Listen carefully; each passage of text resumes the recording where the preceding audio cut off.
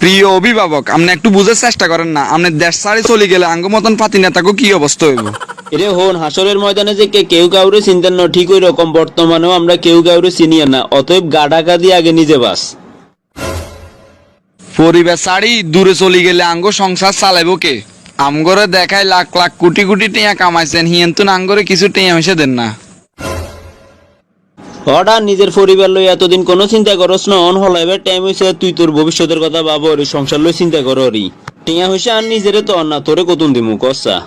এই দুঃসময় বুঝি আমনের মুখে এরকম কথা শুনতাম। মনে রাখিয়েন, এরকম সুদিন আমগো আইব, সেদিন আমনগো মতন লাটখরেরা আমগরে টোকাইব। কি আরে গলি তুই, তোর সাহস তো কম না, আর মুখে মুখে কথা করি। এই মুহূর্তে আজ চোখের সামনে তুই দূর হয়ে যায়। নিজের জীবন বাজি রাখি এতদিন কাল্লাই সমগাম দিলাম। সুসময় পাশে কত বন্ধু বান্ধব আসিল, আজ দুঃসময় আমি পুরা একা, কেউ নাই আমার পাশে। আগে আয় দেশতাড়ি হলাই নিজে বেসলে বাপের নাম। এই কয়েক বছরে যে কোটি কোটি টাকা কামাইছি, এখন বিদেশের মাটিতে আস্তে আস্তে বাঙ্গে বাঙ্গে খামু। কিছুদিন পরে পরিবারের বাকি সদস্য গুণের আর কাছে আবার লইয়া আমু।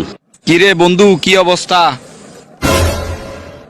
আয় তোর কোন কালের বন্ধু আছিলাম, আজ যা তোর সাঙ্গ ফাঙ্গ সব কই, অতীত কর্মকাণ্ডের কথা সব মনে আসেনি?